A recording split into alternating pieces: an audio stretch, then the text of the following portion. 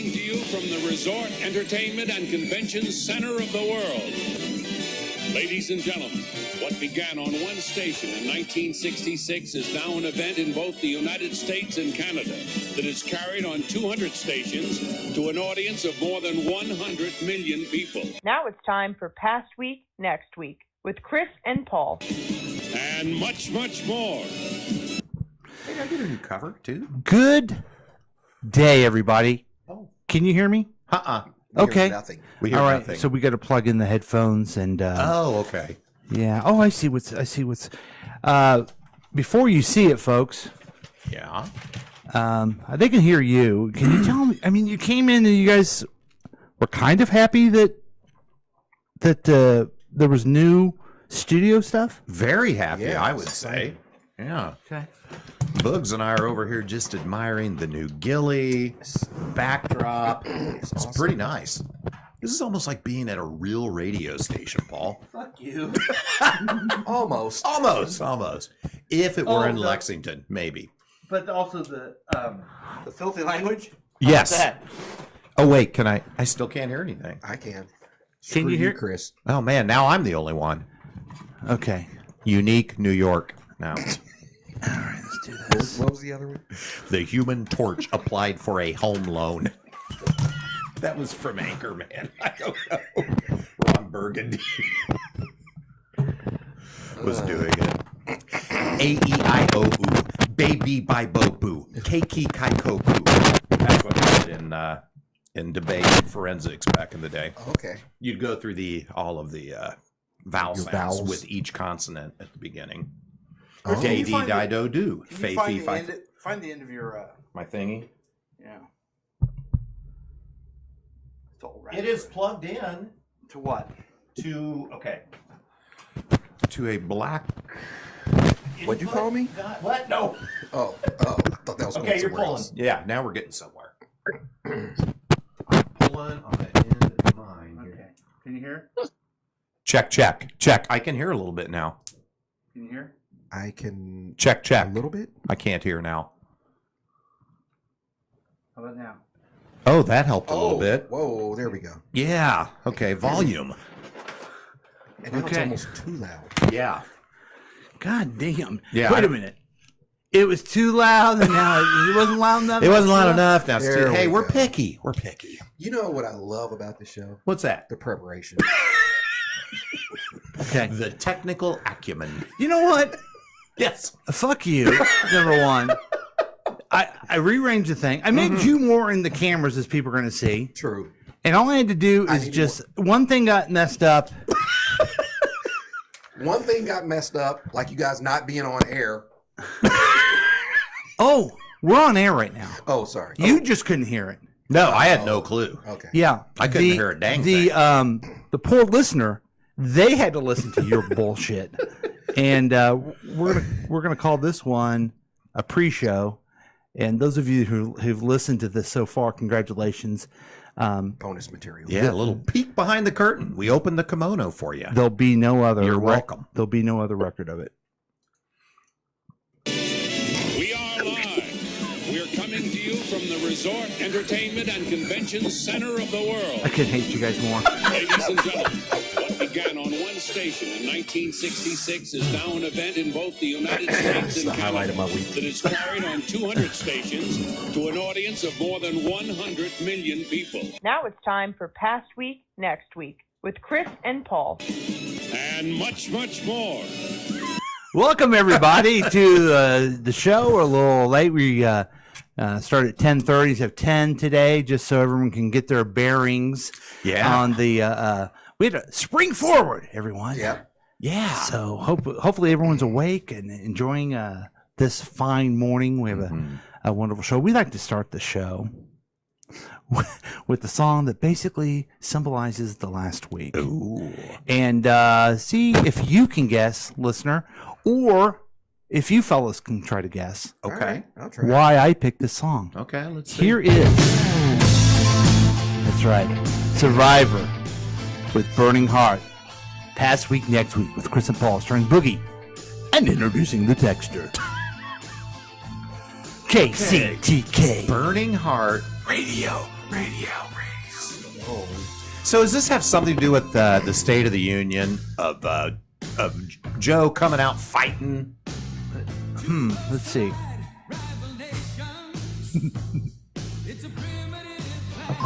Oh! Now this song is from, as you know, Rocky 4, right? I was gonna Yes. say, I like how it's very close to Eye of the Tiger, but not quite. Yeah. It's a little tip of the hat Yeah. to Eye of the Tiger. Well, they did so well with Eye of the Tiger and Rocky 3. They brought him back to do this. And Oh, this these are is the same Rocky dudes? 4, right? Yes. Yeah. Yeah, this is Survivor again. Same dudes. Okay. You guys know my strong political belief about what's going on in our country. Sure. Who's Rocky fighting? He's fighting Ivan Drago. From what country? He's from the Soviet Union. I Okay. believe What is back that country now? then. Russia?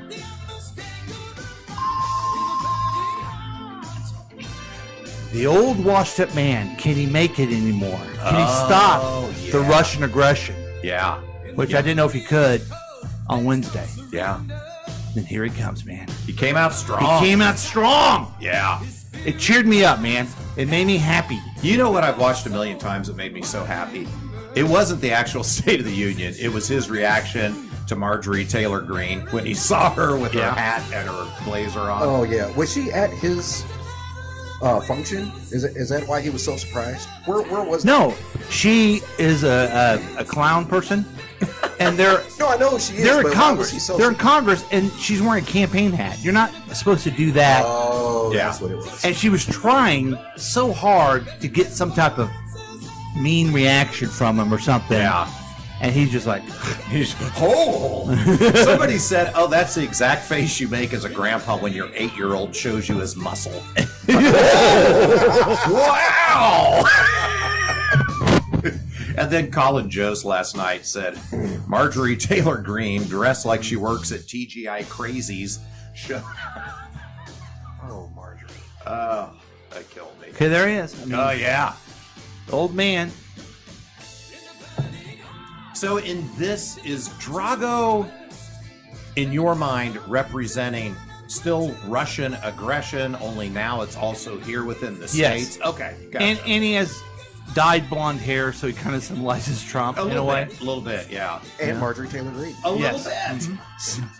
I Now, always call her Dog See, Bounty Hunter. the lead singer, is that a Beetlejuice blazer he has on? This is the second artist we've seen with Beetlejuice attire. Yeah, wow. As we all know, the 80s were big with Beetlejuice. Yeah. Oh my God! How many times have we said his name? Oh, God. That's 3 times. So that is a song by Survivor. I think a lot of us forgot the Survivor came back after Eye of the Tiger. Did we? Did they come back? Yeah. Well, they did another. Yeah. What's in their name? I honestly don't know if they have any other songs besides these 2, though. I'm sure they Gonna do. Fly Now, dude. All right. Oh, that's a Rocky song. Yeah. Okay. Yeah. Yeah. Anyway, that was Survivor with the song they did, and they did it well, called "Burning Heart." I'm Chris. And that sums up. Now he's just deliberately gonna do it, and that sums up the past week. On the past week, next week, with Chris and Paul starring Boogie, and introducing the texter. What's up, suckers? I'm Chris. And I'm Paul, and the texter is kind of with us, I think, today. I thought kind of. we saw part of him earlier. Not that we wanted to, mind you. This is a show where we review the most important things of the past week and get you ready for the next week. It's your one-stop podcast to keep you updated. It's a real week review. Ooh. Just listen to us. You won't need any other information outlet. That's our guarantee. Thanks for listening to us online at kctkradio.com or on Facebook Live at KCTK Radio page. Those 2 outlets, okay, got the special pre-show that we did. Yeah. Yes. It was a kind of a performative piece. We're going to get into the idea of improv, but we did write out a full script where you guys couldn't hear out of your headphones. Right. Yeah, we couldn't hear. Yeah. We didn't know. And if you just listen to the podcast, you download it everywhere, you didn't get that. You have to listen to the KCTK Radio smartphone app. Download it right now. It's free. You can join the experiment by calling or texting us at 913-735-0060. We welcome your participation. Coming up, we have the weekly news quiz, pop cultural update, an incredible special feature. What's the special feature, Chris? Actually, this time it really is an incredible special feature. We've got super listener Murph, who's going to be on with us. We're going to learn all about him. Yay, Murph. Nice work. Yes. I decided that I'm always going to ask Chris what the special feature is. Because I never read the email. Because he never knows what it is. Oh, This time I Chris did. Never does his homework. And you know what? And I apologize too. I'm saying Murph, but I honestly don't know if he prefers Murph or Kevin or Patrick. So that will be fun. Because I think it's... There he is. Oh, wait, I don't want you guys to see him yet. Okay. Oh, Okay, he doesn't want to see us either. I think he does want to see us. He's there. He's waiting. Okay. And I'm excited. it's gonna I'm be excited. great. Yep. So anyway, but first, let's get to what's been going on. And it's been a while, Chris. It's been a minute. Yeah. And you've been gone. I've been gone. Yeah, so a couple things to report on. Obviously, the big news. Last night I tried sleep tape for the first time. what is that? I taped my mouth shut when I went to bed. What? It's a new health thing. It's supposed to help stop snoring, but you put a piece of tape over your mouth and it holds your lips together. Okay, hold it.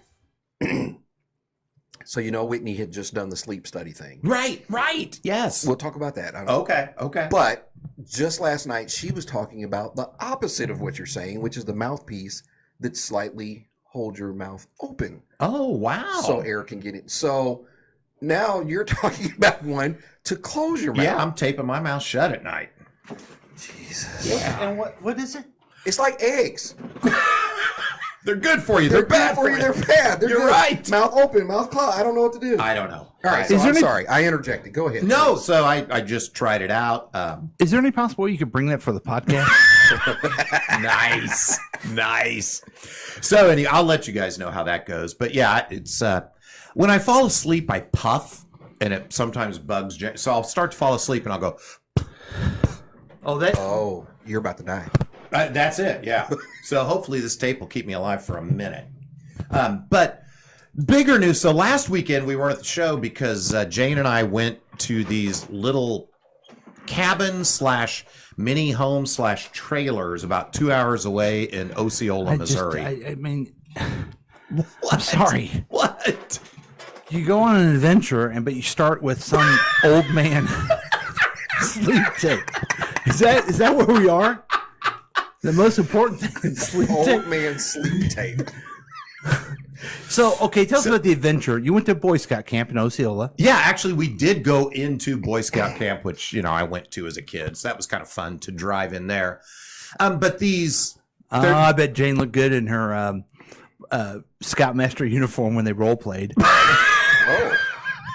Oh, you're bringing me right back. isn't Boy Scout camp where you got back raped? No, that was church camp. Oh, it's much better. Yes. Have you ever told that story on air? Not on air. We'll save that one. Okay, sorry. I keep. God. So we're down here, and it's I think it's just called Getaway Cabins, and it's like a franchise of sorts. They have them all over the country, but they are little tiny homes. I mean, you walk in. It's as wide as your bed. You have a bed on one end with a giant picture window that looks out over the woods. It's gorgeous. Oh. A little tiny kitchen, which is just a 2-burner stove and a sink, and then a full bathroom and shower. And it's just out in the woods. That sounds like heaven to me. Dude, it was so awesome. Both nights, we were there Friday night and Saturday night. We built fires. It got dark at like 6:30, so just sitting there in the fire, sharing a bottle of wine, and then going into bed at like 9:30 because what else are you going to do? And hiking. It was so much fun. Really? Yes. I want to go to there. I will give you the info. I'll text it to you, but I think it's called Getaway Cabins. It's so much fun. Just a nice little quiet wind down, get away from it all kind of place. Yeah. I like it. Nice. and this was kind of fun. So back when I went to Boy Scout camp. There's a little town outside of Boy Scout camp called Iconium, Missouri. And they have had a little general store there for over 100 years. And when I was a kid at Boy Scout camp, every year we'd go. One day we got to go into Iconium, and their big thing was peach knee-high ice cream floats. Ooh. So I got those when I was, 11, 12 years old. Now I'm almost 56. Jane and I They went to still have Iconium, and I got a peach knee-high float. You know, Very it's nice. it's one of those weird things where you try to reproduce it. You Yeah. even buy yourself the knee high and then the ice cream. Just doesn't work. It just doesn't work. You have to go to that place to get it. It has to be Scott's General Store Yeah. in Iconium. Wow. So that was fun. And then Tuesday went to my actual first improv lesson. Yeah. Went with my friend Chad, great listener to the show. Chad's neighbor and my good friend Dan. And then also a little person named Of. No. Yes! Really? Can you imagine my surprise when Whitney walks in She actually to walked improv? in. Because she's attached to me, you were automatically thinking there's no way she's showing up. Yeah, I'm like, how did 'Cause Jack give her the permission to go do this? I mean, Boogie. He let her go? No. Yeah, it was so much fun. Whitney seemed to have a good time. No, she had an absolute blast. Okay. And I specifically told her or asked her, just tell me if you had fun or not. Mm-hmm. Don't go into detail because I want to hear the detail from Chris's perspective Okay. on Okay. air. But no, she had an absolute blast. Yeah. Okay. She was great. By So the tell way. us about it. So it's at the Bird Theater. I do want to just point out that I have a little background in improv myself. There you go. With the Kansas City Improv group, which is, I think, the Bird people. They're kind of a branch. They're like the reorganized Oh, seriously? Kansas City. So you Improv. were with the Mormons of improv? Yeah, so with the Mormons of Improv. There you go. And I went through several classes and performed. Did the Herald, as you guys know. I don't know what. Yeah, so you did a Did the preliminary Herald. thing. That's cute. Yeah. Tell us a little bit about it. So we show up. I want to. There may be 10 of us, 12. I'm not sure. 12, 14 maybe. I was so freaking nervous. Oh my gosh. Really? Oh, terrified. And I went into it. My thing is, people think I'm an extrovert, sort of, but I'm not really. I always come into a new situation and want to feel it out and be quiet and figure things out before. Mm-hmm. But I was like, you got to jump in. This is improv. So we get in a circle and start playing these little games. The first one, maybe you've played this game, Paul. Like I said, I have an extensive. Well, yeah, I'm Thank- sure during Here. his 101 class he did, but now at his PhD level improv. Yeah, That was years ago. He probably did. that's that. fine. I'm It's, sure. it's a great question. Let me boy. reiterate again that I've been. Oh, boy. Okay, go ahead. Yes. So the first game show, they just get us in a circle and they're like, all right, you're going to get warmed up. We're going to have just two people come out. Oh, God, sorry. You look at each other. You do a countdown, 3, 2, 1, and you each say a word, whatever word's in your mind. So the example they gave was if one person says yellow and the other person says condiment, then those two people leave. Two new people come out, go 3, 2, 1, and you're trying to get to where they say the same word. Right. So they would maybe say mustard, Yep, yellow right. condiment. Apparently, we were either bad at the game or we never figured out what the objective was because we just had to quit. We never got all to the same word. That's bad facilitation. Yeah, I blame it on the instructors. Yeah, Absolutely. Who was the instructor? Maggie, who performs with your daughter Megan there, The voice of KCTK Radio. and Irene. Irene. Do you know Irene?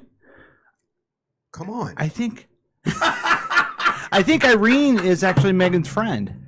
Oh, okay. Yeah. Well, I didn't get to talk to Irene about Megan, but got to chat with Maggie just Yeah. a bit. But So let's do this real quick.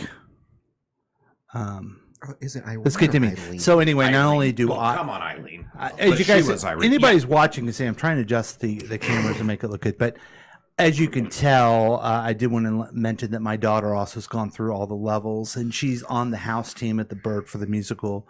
It's kind of a family thing. Wow. And through generations Well, that we've done. she's awesome at it.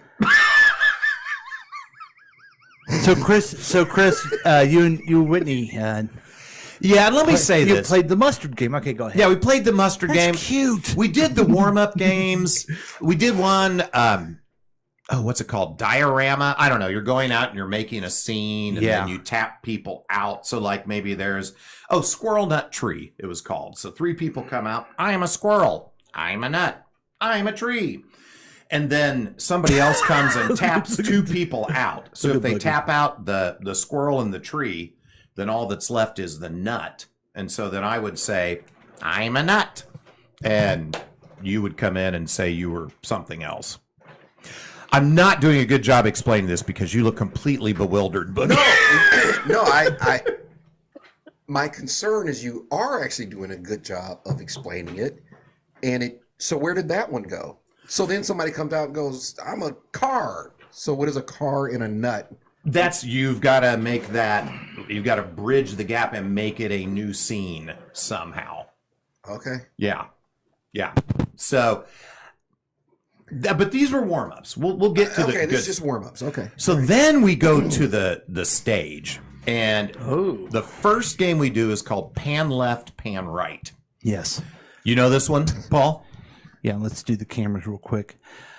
Last time I was at the Bird, they do a thing called where they have people come up and they talk me into it. Oh, don't make me be funny. Don't make me be funny. So I go up and I did pan right and pan left. Whoa. Back to you, Chris. Thank you. So the way this goes, you've got 4 people on stage standing in kind of a square. So there's 2 in front, 2 in back. So the 2 in front will take suggestions from the audience and they'll have a scene. So let's say that's Paul and Chris, okay? We're up here. Boogie, you're like, okay, the scene is you guys are co-workers at the flower plant. Okay. So that's our scene. And then Boogie and Tex are behind us. And then right? Boogie and Tex are behind us. So then we pan left. So now Paul goes to the back. Chris is up front. Boogie's moved up here. Now it's Chris and Boogie. And we've got to get whatever our scene is about. And so we get suggestions from the audience, and it turns out that we are jolted lovers who meet in a coffee shop and are blathering on and on about our failed romances. Then we switch again. Now you've moved over here, and now it's AITT and Boogie, and you guys have a so new scene. so Got it. everybody has 2 scenes. Then you have the clicker person. What'd you call me? What? who is in charge of if you pan left or but pan also, right? you, just to Oh boy. correct. I was going to say clarify, but I'll correct him. And it's okay because I have the expertise that he doesn't, It's true. Sure. which I've mentioned before. It's Do I need come to- up. You have. Yeah. A couple times. You go off a word. You don't give the full. You don't do a full scene. It's not like you guys are a scene where you're a married couple and you're driving down the road to the store. No, that's way too much. It's always you're in a car, Oh, right? it was similar to that. I mean, one was Oh, I'm thinking more advanced You're- level you're- than you. Okay. there are 2 workers that work together at the Monopoly factory. So that was kind of specific. Oh, okay. Oh, well, yeah. You found the that diary in Grandma's attic and you're reading it together. That makes more sense for because like we're beginners. We don't know what we're doing. Right. What did you just say? You found what in Grandma's attic? We found her diary. I thought you said you found diarrhea in Grandma's attic. Like Grandma's up there just shitting up a storm in the attic. Her diary. I'm like, wow, that is an improv setup for you. So then, the clicker's like pan left. So you might be in the middle of your scene. For Boogie, you might be in the middle of your scene with AITT, but then I'm like pan right. All of a sudden, now it's you and Paul up there, and you've got to switch, and you're doing his. So, But don't be intimidated with you and I doing a scene. well, you're with a pro. I He's will. going to carry I you. will carry you. Yeah. Not unlike this podcast. Dear Lord. But here's where I want to give props to Of. Yeah. We got to go up. This is when I'm really nervous, going up to do the pan left, pan right. Okay. And she's like, all right, Chris, you're going to stand next to me. And then they're like, we need a clicker. And I'm, oh, I'll be the clicker. And I just left. I just totally left her bolted. high and dry. She did not tell me that. Nice. So her one safety net. Yeah, just took off. I'm out. That was very boogie of you. It was very. I'm Now, out. now, I will say, when they said it, Of goes, I don't want to be the clicker. That scares me. I desperately wanted to be the clicker because I was so nervous about being up doing the pan left. So I'm like, oh, wow. Whitney's going to think I'll do the clicker. Why didn't someone say, what'd you call me? Yes. See? Yeah. Improv. See, you should have been there. I should have went. You should have been I should there. have went for just that one part. Yeah. I love that. See, improv. And let me just say, Whitney was hilarious. Was she really? Fearless and hilarious. Like, not scared at all to jump in or didn't appear to be. Very funny. I have found through my experience Oh, boy. that is the number one way that you're good at this. Just jump in. Yeah, just jump in. Just She's be really fearless. good. Yeah. Well, I mean, since she's pretty good at it, I'm assuming she's Probably going to go pro. calling up Lauren at this moment. Yeah. Try to make sense. Is she going to go back next week? I'm curious. I think she is. Is Are she you going back? I can't go back this week. It's my birthday Tuesday, and Jane's taking me out to dinner. Oh, happy birthday. Yeah. Well, thank you. I don't know. I wonder if she'll go back without you. Well, I can't go back for the next 2 weeks because then the following week I'm in Dallas for work, so it sucks. But I would love it, even if she keeps going, if you guys would come when I am able to go back. I'll think about it. I would love to come. Do you have to participate? I bet you could come and just watch, but they'll try. We had a girl that was doing it but didn't want to, and they were very supportive and loving. I'll say this about the improv people, that they keep saying, look, we got to take care of each other. We're helping it's a very supportive environment. Okay, now I'm not kidding, but when I did that and we did classes together and then we would perform, I love those people. Yeah? One of the people I follow on Instagram, Katie, who was in a commercial with, the workout commercial that Whitney did. Oh, there was in that. Yeah, she was in that. Yes, yeah. And so this was months ago. I said, let's all get together and do improv again. And your friend Whitney, oh yeah, Whitney was great and all this stuff. We should all do it together. And then these other people, I don't know them very well though. Because you're in the class and you're just interacting in that way. Yeah, right. But you can really get a sense of people and you just like, I love this person. Yeah. I don't know what they do for their job. I don't, Yeah. Yeah. But it's the striking part of it is, I know you've only been in one class. Right. Yeah. But it's so much different than stand-up. Oh, completely. Stand-up is, get out of my way, I hate everyone else. Yeah. This is... And it's also, well, for me, stand-up is wild preparation, word for word, having everything tight, and this is the complete opposite of that. Now, after all of the classes I took, one of the critiques I had was, no, make sure you get into the character better. You're really good at coming up with what's funny, but make sure I'm like, I don't want to be. I don't want to be an actor. I want to be funny. I want to be funny. Yeah. I get it. So I get it. Yeah. Some of those people are really great actors. Mm-hmm. So I'm glad you liked it. I loved it. I think Whitney's really good. Is she? Really good. Oh, Yes. that's cool. Yes. Really good. I was impressed with her humor, but also more just I'm going to do this. I'm jumping in. And she had one scene with a guy and their emotion was anger. And he's a former, or he is an actor. And he starts, I'm like, holy cow, he's bringing it. Man, she matched him. She matched the intensity. I don't think you have to tell Boogie that she can get angry. Yeah, she wasn't acting. That's why it was so good. Yeah. And then she started yelling at the guy, calling him Boogie. Yeah. Stupid Boogie. Yeah. You under the bridge and everything. Yeah. You and your stupid white beard. And he's like, I don't even have facial hair. She's like, oh, I'm sorry, guys. I was method acting. Yeah. So anyway, it was a blast. I loved it. I want to do it again. And I would love if you fellas would come with me. Here's where I'm thinking. I feel compelled. I need your advice on Boogie. Okay. Okay. I feel like I should go next time Whitney does to kind of correct the problems that Chris probably brought on her.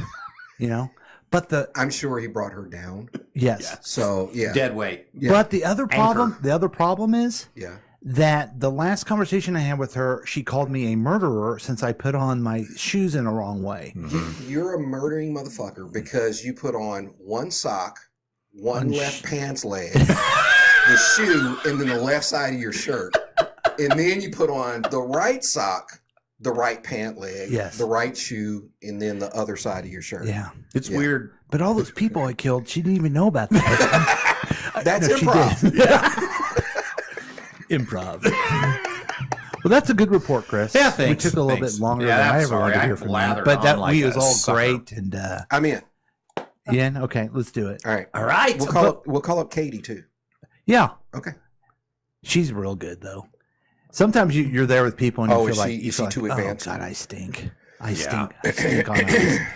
And then a lot of times you're like, you just have this reaction. This guy is talented. He's had some bad luck. No, you have this. Sorry. When he gets to a point where somebody is that shit, I start to feel sorry for him. Oh, I didn't have that very When loud. he gets to a point where somebody is that shit, I start to feel sorry for him. So what's been wrong with you, Boogie? Dude, I have to say, let's just skip me because It's been 2 weeks. I know that's the bad part. Following Chris, like I just had such a blah 2 weeks of just work and just I got nothing. Did a couple of. Oh, you know what? I take that back. We did do something that, oh God, I was really not looking forward to, if I'm being honest. But it ended up being fun. We took our engagement photos. Oh, okay. Which, you guys know me. I am not a, hey, look at me kind of guy. So just the whole concept to me is just like, I don't want to do this. I don't want anybody to look at me. Why are we taking photos? But the experience was just an absolute blast. We had a blast. Yeah, Was it because of you guys? Was the photographer really good? How they turn out? Yeah. they turned out amazing, by the way. And you're in them. Yeah, a few of them. Okay. No, I actually am It's a valid question. in them, and it's a young lady. Her name, I think I talked about her before. Her name is Kayla. Wish I had her full name and her company name so I could shout her out officially. But anyway, she's very young. I think she's like 20, maybe 20. She's been doing this since she was like 13. Oh, wow. Professionally. Like her mom used to drive her around. Anyway, she's so good. She makes you feel really comfortable. She's funny as shit. She takes the best shots. Oh, awesome. So she really made it fun. And of course, was just being weird and ridiculous and made it fun. Using her new improv skills. And, dropping her improv skills. Yeah. So, so that was honestly probably the highlight of the last 2 weeks. That's a good highlight. Which, I mean, that's about it. Don't feel bad. Cool improv classes. Don't feel bad. The texter says, "Hi, fellas. You guys are the tops." Oh. Many people are wondering if the Kentucky Derby watch party has been canceled. No. It's going to be in May. Oh. All the listeners. It's going to be when they have the Kentucky Derby? Yes. Huh. And it will be at the Lakewood Local. So, are you guys excited about that? Yes. I'll be there. Where's my Lakewood Local? They're going to be so mad because they paid for the sponsorship. Oh boy. Here we go. Should have worn my This t-shirt. segment brought to you by your friends at Lakewood Local, your local restaurant and bar for all of your life's fun times. Okay, that's enough. So that's what's been going. Do you feel better? That was the texters report. I do feel a little better. Okay. By the way, when I wear my Lakewood Local t-shirt in public, does that count as advertisement? Yes. Okay, great. Yes. We're covered. Oh, good. We won't get sued. Good. When you see Murph. Oh, we'll have to bring Okay. You that seeing up. that? Yeah. Yeah. We'll get back to that. Sorry. Sorry, Paul. See, Murph is kind of Murph. If you want to chat in the chat until we have a big introduction, you can participate in any way you want. Oh, hi, I'm Troy McClure. Oh, sorry. But I want to play this video. I hope this is the right one. This is basically sums up the last week. Well, here we For are, me. you guys. Donald Trump is now the presumptive GOP nominee for president again for a third time, despite the fact that he's a twice impeached, four-time criminal indictee and racist who's been found liable for fraud and sexual abuse, banned from doing business in the state of New York for 3 years, owes over $500 million in fine, took millions from foreign governments while he was president, tried to extort a foreign country to interfere in an election in 2020, and encouraged another to help him win in 2016, actively undermined the nation's response to a once-in-a-lifetime pandemic, and let a deadly disease spiral out of control. It's about to go on trial for breaking campaign finance laws by paying hush money to cover up an affair during the 2016 campaign. Orchestrated a months-long coup attempt that culminated in a violent insurrection to disrupt the peaceful transfer of power and install You guys are him missing the as an comedy. unelected dictator. This is way Stole more important. classified documents and obstructed attempts to get them back. Jesus, is Has he never still going once on? won the popular vote, That's has the been joke. routinely rejected by a majority of Americans in election after election. Spews deranged conspiracy theories about everything from climate change to immigration to vaccines to windmills. Glitches on 3-syllable words, 2-syllable words, and 1-syllable words. Cheats at golf. Can't spell his own name, his wife's name, or the words indicted, education, unprecedented, stolen, Denmark, Kentucky, or tap. And is, on top of everything else, the single weirdest and most off-putting human being on the face of the planet. And this is the same planet Ted Cruz lives on, so that's saying something. Wow. Okay. So that's what my week has been. And before Thursday, the State of the Union, I thought, I think here's what I'm really worried about Trump winning. And I'm worried about everyone just being okay with all the stuff they did. So I was down and I thought, I know what I'm going to do. I'm going to pull a Chiefs on them. So sometime we'll see how it goes, but sometime I'm going to turn on this podcast. I'll be wearing my MAGA hat. Oh. And I'll be all, he's the greatest ever. I won't have to research anything. I'll just do like Dale Carter does and say migrants or, patriotism or whatever it is. That's efficient. And then predict that Trump is going to win every single vote in the country. Yes. And then Biden will end up pooping his pants. Pooping his pants. Well, that might be true. He will end up the Okies from Muskogee. Yes. Okay. Yeah. Hey, it's kind of funny aside on that. My prediction about the every playoff game I was doing the prediction where the Chiefs would just get killed. Right. So By very odd scores. Very odd scores. Well, our good friend almost Andy. Yeah. He happened to hear the podcast of just the Super Bowl thing. No setup of the few times before. Oh, okay. So he asked, I don't know what radio nickname she has. In reality, Kelly? I don't know. Hey, what's with Paul? He hates the Chiefs or what's going on? So I had to explain the bit. Oh. And she's like, oh. No. Did he mention whether or not he's been approached by this kid? Have you seen the kid going around doing the fake Mahomes? No. So he wears the huge what kind of shades are that the Oakleys or whatever. Yeah, the huge. And so when he has them on, he looks exactly like Mahomes, and he's going around town, and people freak out because they think, and he has a security guy with him, so it really looks like Mahomes. So God, if they could get almost Andy. So people are saying, like on Insta, like, hey, he needs to get with almost Andy, and they go around together and just freak people out. That's great. So I was just we got to wondering make that happen. Yeah, I was wondering if anybody's reached out to him. We got it recorded here, so that means that it's your idea. Oh no! And when they do it, they have to. Yeah, we need a little wet our beak a little bit. Yeah, a little chin chin. Yeah. So I was worried, and then here comes Joe Biden. Yeah, and I think he did great. And I also want to say this. Okay, Joe came out strong. We're all worried about him being old. Okay, but he came out strong. He knows the issues, and I also was upset that people were before that because Super Tuesday happened. Were trashing on Nikki Haley. Mm-hmm. Now, I don't like her views, but I think she's courageous because she agrees with one important issue I have that's called democracy. Mm-hmm. Okay? And they were just trashing on her and everything. Yeah, put that down and we'll eat all that. Okay. My wife has made us breakfast, which is great. It's amazing. So I just think we're going to go back to this analogy, okay? Okay. Nikki Haley You guys are coffee drinkers. Yes. When I was in the Capitol, they gave out free coffee. And they would my do- taxes paid for it. That's right. That's funny. And it was in these big vats, right? And you'd go get yourself a cup of coffee. My friend Trent loved it. It was disgusting coffee. Oh, yeah. It was hot, black, no sugar. That was my nickname in college. Yeah. No nickname. No nickname. No any creamers or any sweeteners or anything. It was just heavy. Mm-hmm. It was coffee. Yeah. It was democracy in my analogy, and I drank it because it was all we had. Oh, sure. Okay. That's Nikki Haley. Okay. She's all you have. All right. Now, what I prefer, I love, and call me, just jump on the bandwagon. My favorite artist is the Beatles. I love Starbucks, okay? Okay. Call me a basic bitch if you want to. Yeah.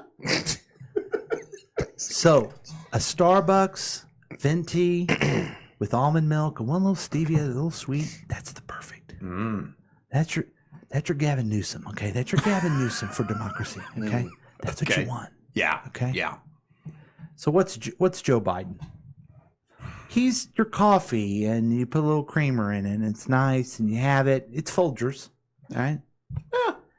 But it does the job. It's competent. It's great. I think it's better than Folgers. You do? Okay, yeah, that's nice.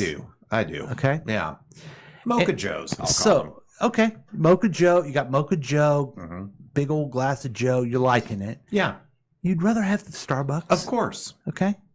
And you're happy that it's not the Capital Coffee, but in a pinch, you would take the Capital Coffee. Mm-hmm. Mm-hmm. So what is Donald Trump? Donald Trump is a big pile of dog shit. Yeah. No, wait. I like dogs. A big pile of cow shit. You don't like cows? So do you want a big pile of cow shit or some Mocha Joe's? If you I want coffee? Mocha Joe's, man. Because the cow shit is not democracy. It's not coffee. Okay? No. No. Donald Trump's a mouthful of steaming diarrhea. Yes. In Grandma's attic. That's a callback. I learned that at improv. It's improv. Do it. Yeah. It's improv. Okay. All right. So thank you for following me in my analogy there. Yeah. Okay. And I'm going to try to bring this up when people are like, well, I don't really like Biden that much. Really? Yeah. Yeah. What That do is you a good- want? thank What, you. That what do is- you want for breakfast? What do you want for your morning thing? Yeah. A nice just Folgers or some horse shit? Yeah. A hot cup of steaming diarrhea. No, I don't even think there'd be a cup. I Really? think it just splashed on your face. Oh, man. You know how I like that. Hey guys, we do the news quiz every week. And All right. and you're like, well, Paul, you didn't really say what you've been doing, but yeah, that's what I've been doing. This existential. You've our had a country- week of dread. Our country's going under, and no one gives a shit. Well, Joe knocked it out of the park. Thank God.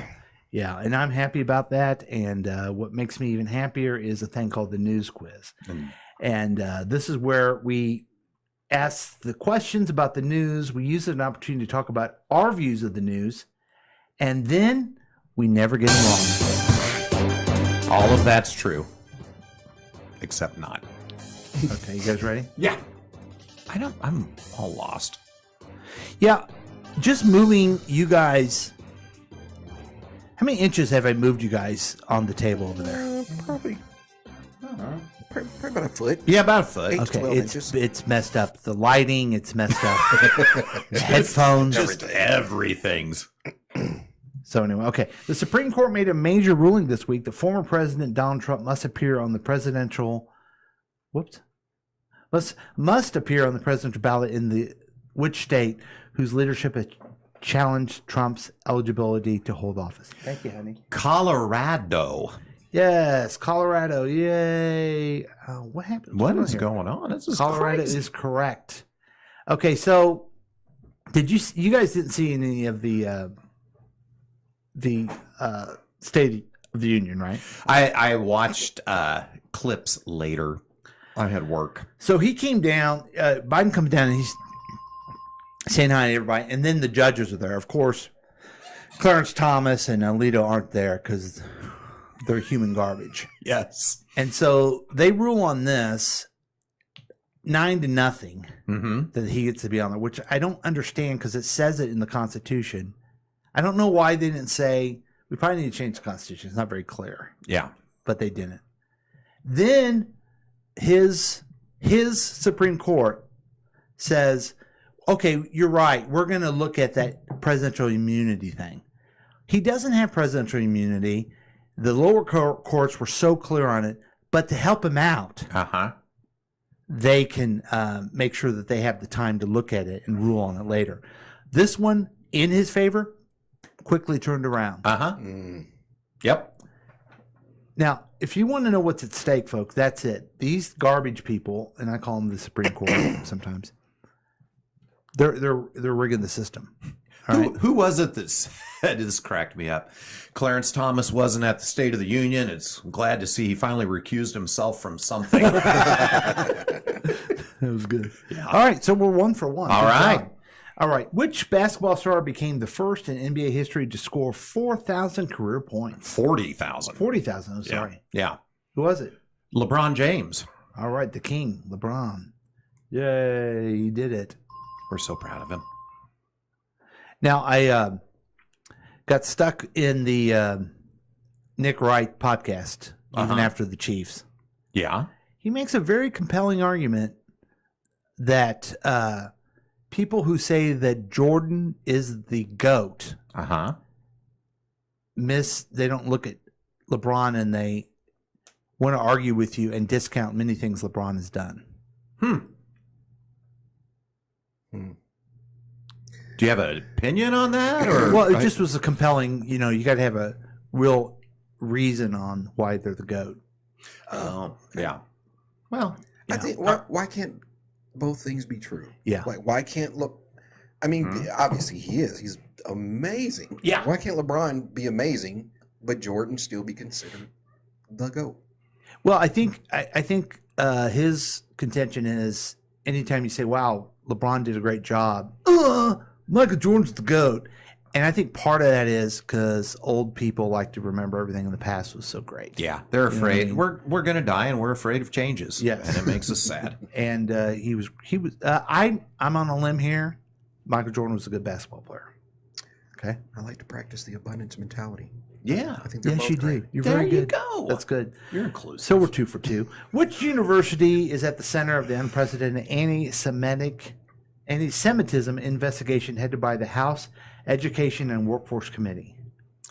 Isn't it Harvard? I don't know for sure. It probably is, yeah. Because, I mean, their president had to resign, and I don't know. They've had a lot of stuff the going committee on. issued multiple subpoenas to Harvard University in February, and I'm sure it's just a Republican thing because people are smart. Maybe that's why they've been recruiting Joseph so hard. Yes. Let's get a darkie in here to help us out. I don't think he's Jewish. Yeah. That would be great. At the House of Representatives thing, they said, well, you can say we're bad, but we are bringing JoJo on. We brought this one black kid in, so come on. Yeah. I really hope he does go to Harvard. That'd be pretty bad. That'd be neat. Sure. Okay, 4. Memphis Mayor Paul Young met with local gang leaders to negotiate a ceasefire and reduce gang violence in a city long term. What was the one main solution the gang leaders said could help people avoid gang life? Ooh, I don't know this, but I want to see that. Yeah, I do too.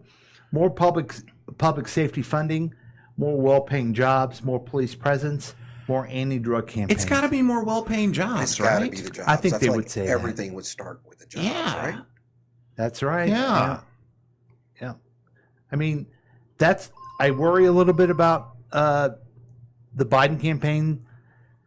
They're touting, we have the lowest unemployment ever. And, they're touting good economy, but they're not going far enough to say, I think he actually did in the State of the Union, but we got to do better. We have to raise wages.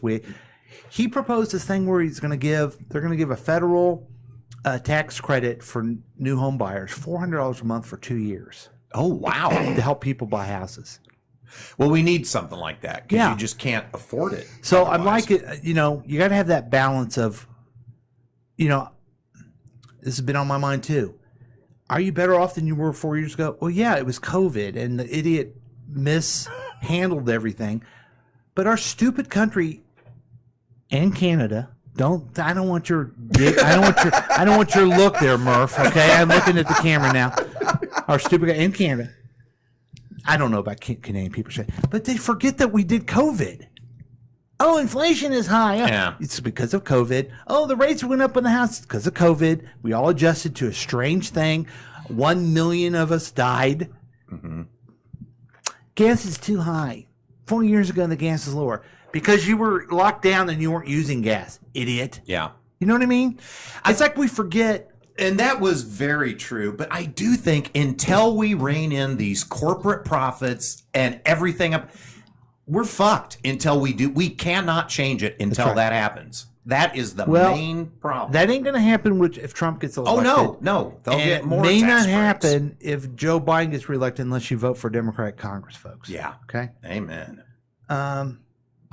Interesting that this guy. I had to read more about this. I never heard about this. I did Memphis not hear mayor. about this at all, but I want to learn more.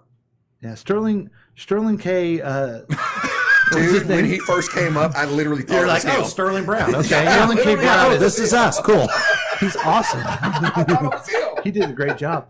Okay, international organizations are warning which complication is adding to the death toll in Gaza in violence in their country. Which is complicating. I would imagine all the bullets in there getting shot to people, right? But I think it's the hunger, right? Because we just had to open up a new port this week because the Israelis are not letting the aid get through to them. Yeah. Yeah. Come on, man. Come on. Israel just he's a right winger just like Trump. He doesn't care what anyone else thinks. No. And it's so short term. Mm-hmm. How terrible those attacks were, and now people feel sorry for Hamas around the world. Yeah. It's like, how'd you let that happen? Because you're an asshole. Because he's an idiot. You didn't act like you didn't act better. So once again, as always, we get 5 out of 5. I don't think it's always. We know every issue. We're very clear with everything. We know improv. We know technical stuff here in the. Very articulate and handsome. Tech savvy. Can I just go back to the old man tape real quick? Yeah. I'm sorry. Is it regular tape or is it specific sleep mouth tape? It is specific sleep mouth tape. Okay. Yeah, I'll show you. Okay. Yeah. I was burning. It was just burning me. Okay. I just want to say Can I something. go get some Home Depot tape and just Before we stick it take up a my mouth? break, Good. to my own camera here. When Boogie particularly come down today, he looked around and said, "Wow, he's always improving the studio. That's really great." Like someone I admire likes the work I'm doing. It makes me feel good about myself. The minute the microphone comes on. Oh, we're so technical. The minute the mic comes on, the truth comes out. Yeah. So, I was thinking maybe that was not the truth, but now I know it is. So we're going to take a break, and as we take a break, we're going to come right back and talk to Kevin, and he's been patient and listening to us. He's been very patient. And I know right when I turn that camera off, I'm going to get Boogie's and say, "Man, you're doing such a great job." Sure. Sure. Oh, it's so exciting to be back, and we're going to go ahead. Screw this. And my wife made us breakfast, so we're going to enjoy that, and we'll be back with more Past Week, Next Week with Chris Paul, starring Boogie and introducing the Texter.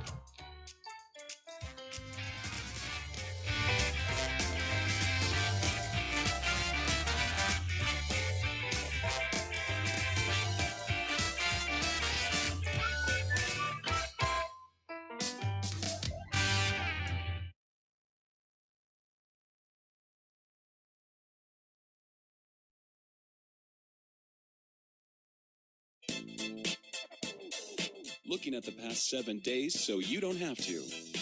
You could join in on the experiment by calling or texting us at 913-735-0060. We've been told that perfect mornings exist for the lucky few. That morning people own the waking hours. But the truth is, mornings belong to all of us. Your mornings are what you make of them. All it takes is saying yes. Starbucks Morning Yes. Look for Starbucks coffee in a grocery store near you, then sit back and enjoy the exceptional taste of Starbucks at home. Hi, this is Chickless Goose from Counterclockwise KC. Listen to our program each and every Saturday and Sunday at 7 p.m. right here on KCTK Radio. Personality-driven radio. Hi, guys. It's your old friend Paul from KCTK Radio, reminding you again to download the KCTK Radio app. You're listening and you're going, I don't need the app, but you do need the app. Here's why. It's free, okay? You already got Candy Crush, all kinds of jackleg apps on your phone. It's free. Yeah, just get it for free. And then if you ever want to participate live sometime, you can put the notification on there. Also, you always can get the podcast on there as soon as they come out. So it's a fun thing to do. I'm asking you, I'm pleading with you, please. You're going to have fun. I've noticed something about you. You need to relax a little bit. You know, you need to kind of chill out. Get away from TikTok. Yeah, get away from TikTok for a little bit and listen to the KCTK Radio app. It's free. It will get into your brain and it will never leave you. So join us on the KCTK Radio app and have fun for once in your life. Do it the KCTK podcast way. I'm excited to tell you about Bronco Blue Cheese Dressing. Blue cheese dressing with a little kick. Bronco Blue is an artisan-made salad dressing dip created in small batches. It is like no other salad dressing you've ever had, and it's made right here in Kansas City. Bronco Blue Cheese Dressing is made by our favorite chef here in Kansas City, Stephanie Broncato. And Stephanie's been making this dressing since she was 10 years old. This is her secret recipe, and one of the only ones she won't share with you because it's that good. Bronco Blue is a small batch, artisan-made blue cheese dressing with only the finest ingredients, with no preservatives. It is like no other blue cheese dressing you've ever had. And you, folks, should try a jar today. You won't regret it. And you can get it by the pint or half pint, your choice. Bronco Blue Cheese Dressing, the official dressing of KCTK Radio. Now, I want you to go right now to www.broncobluecheesedressing.com. Again, it's www.broncobluecheesedressing.com to place your order today. Get Bronco Blue Cheese Dressing with a little kick, and tell them that Bo, the official Bronco of Bronco Blue Cheese Dressing, sent you.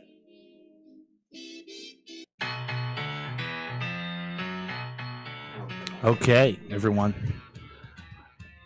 Got a live read and something special going on. You fellas don't even know. Just enjoy your sandwich until I'm done, okay, guys? All right. But I'm going to listen to you, though. I can tell you this. Right now. Tuesday is Chris Whiting's birthday. Oh. And then the 22nd is my birthday. Mm-hmm.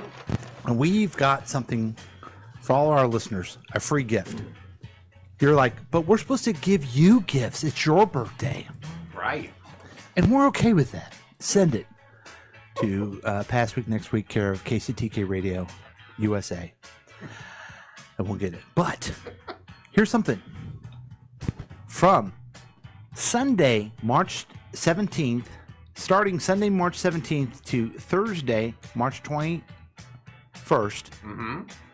The 17th is right between our birthdays. Right. You can go to Amazon and download a free ebook of Your Elected Representatives. What? By Paul Lavoda. Stop it. What? Yes. Free ebook. Do I have a copy of my book anywhere? But a lot more people have been reading the book I wrote about when I was in the legislature. Mm-hmm. And it's funny because my wife is even reading it as a book club book.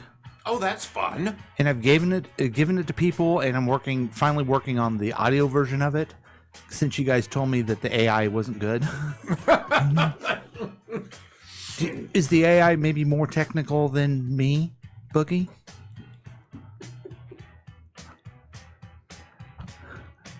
I'm excited to hear your version. Okay, thank you. Because it'll truly give us you in your heart. Thank you. But you can you guys use the Kindle. All you kids use Kindles and e-books, right? Yeah, I'm sure people still use Kindles. Yeah, I'm sure all the kids, especially. Yeah. But you can download it on You Amazon. should let AI Marshawn do it. Oh, that's a good idea. That's improv.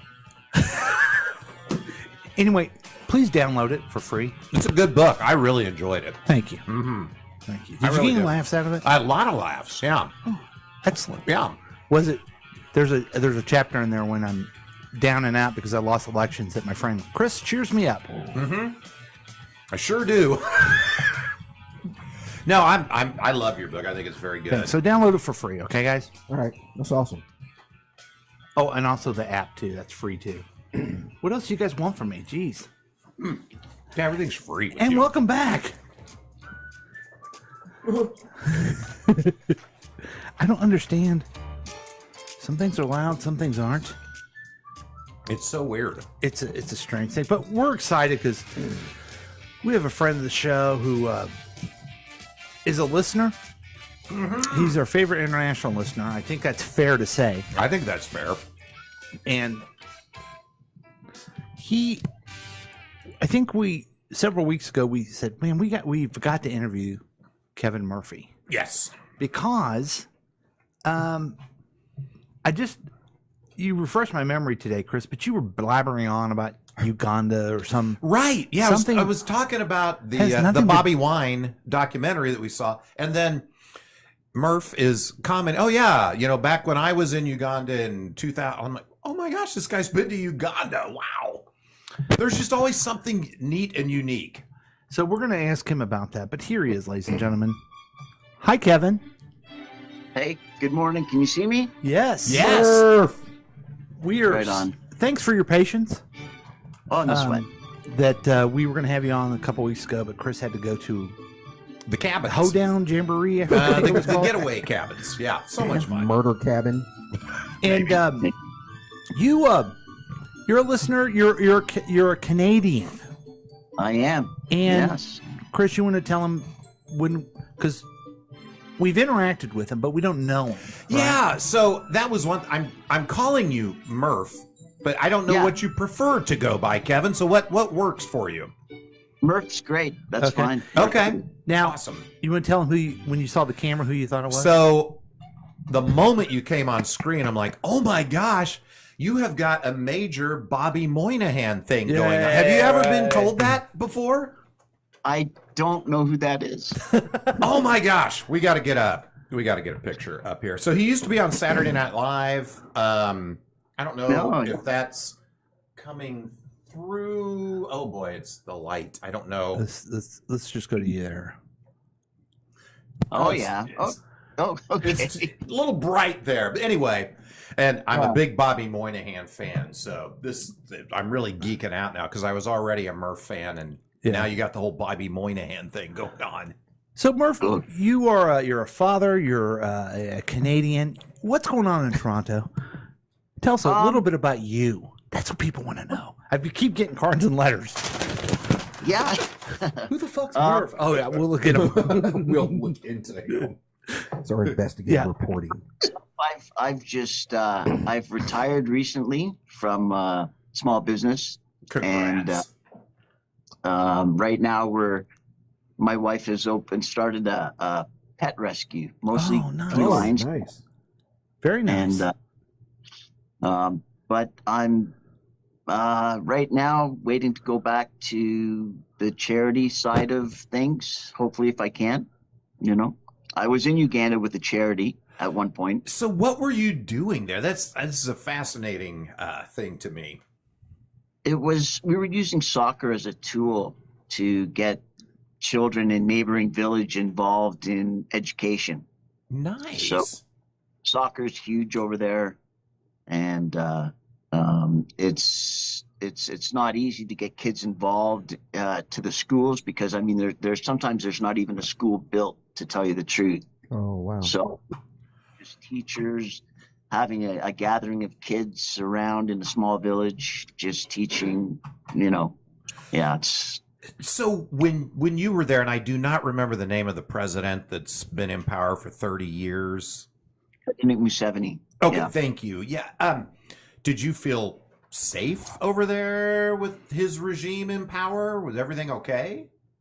When we were no, actually, there was a lot of turmoil going on in 2007 with some Chinese investors buying land, and the tribes people getting upset and up in arms and having protests about the Chinese finding oil under the ground, and saying Chinese saying they just want to grow sugar cane, but finding oil. So there was some turmoil. Mm-hmm.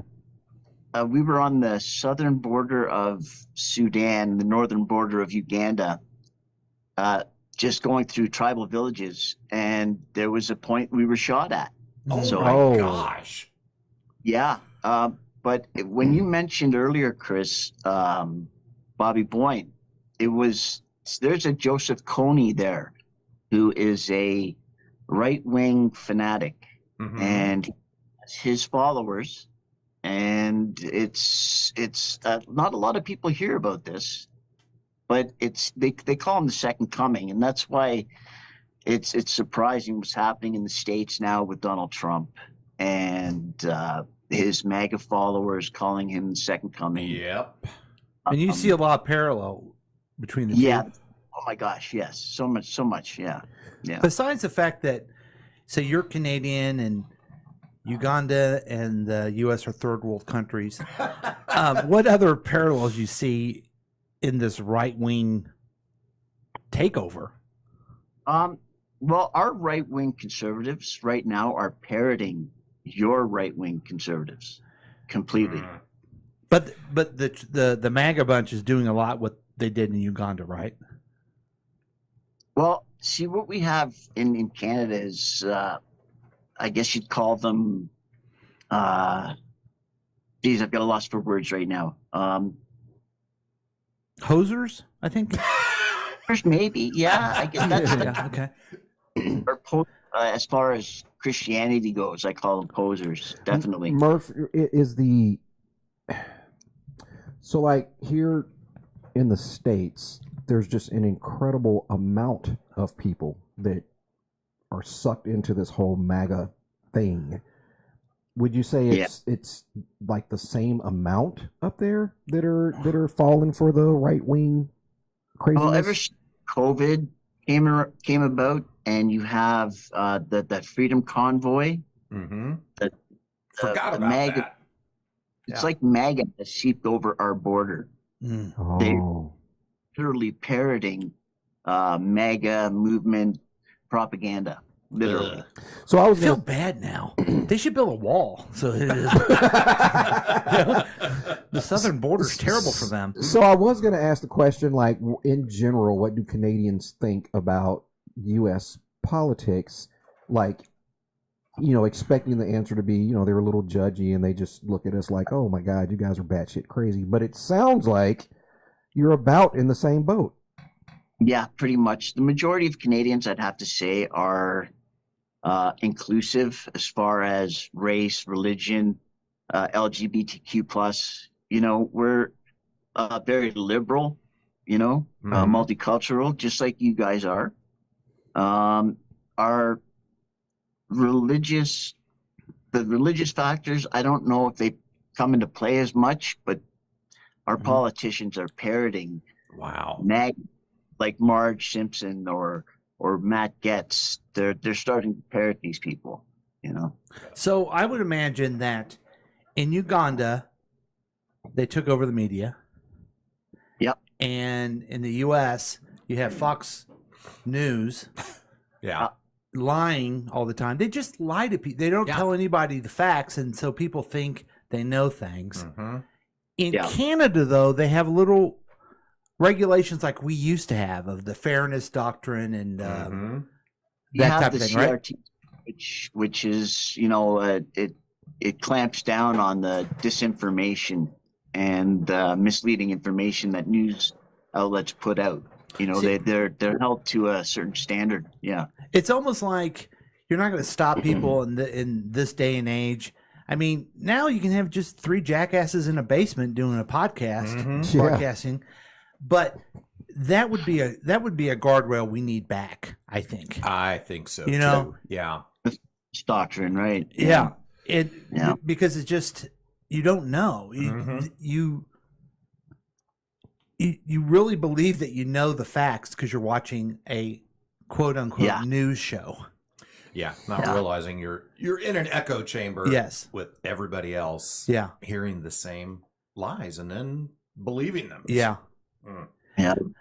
And I'm in the echo chamber myself. I get that, but I feel like Democrats and more to center left people they want more of the truth. They're more skeptical. And that's why this whole idea that the Democratic Party can organize a takeover an election. No, there's too many skeptical people who fight among themselves. They're never the same. And let me say this too, and I'm proud of this. I don't see Democrats lining up behind Senator Menendez saying, "Yeah, this is a witch hunt." No, we're skeptical, and if he did everything they're saying, then he needs to face the consequences. That's a great point, Chris. Yeah.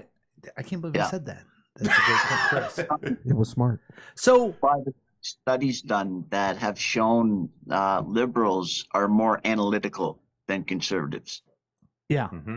And I would say this. That sounds like a compliment, but let's just take it as it is. It's the more analytical. Good or bad, they just are more analytical. There you go. Yeah. Because I'm afraid are any right-leaning people go, "Oh, I'm analytical." Well, yeah, maybe you are, but for the most part, is what we're saying. Yeah. Right. Hey, Murph, can I ask you the question that's probably on everyone's minds the most? I think Boogie needs to ask this question. He's the one that really... Is it the same question? Yeah. So, Murph, first off, thanks again for coming on. In talking to you this very short amount of time, you're, I think, clearly a good guy. You're very smart, well-traveled. And so the burning question of the hour is, how in the hell did you stumble upon this goofy-ass podcast? I've got to give so much credit to Amy D. Nice Linville. Okay. We knew it. And all the people in the chat that you see there, all great, super great people. The best. Yeah. And you guys have a kind of a little community I would like to be part of. I'm kind of part of that. You do follow some more progressive shows and support each other with some stuff, right? Yeah, for sure. Yeah. And can we give them a name? Like, while they're associated specifically with Past Next Week, can we give them a name? Kind of like they're the Beehive for us. Yeah, like the something? Beehive or the Swifties. Like, what can we call them? Oh, man. It's a great question. The Pasties? The Pasties. The Weaklings.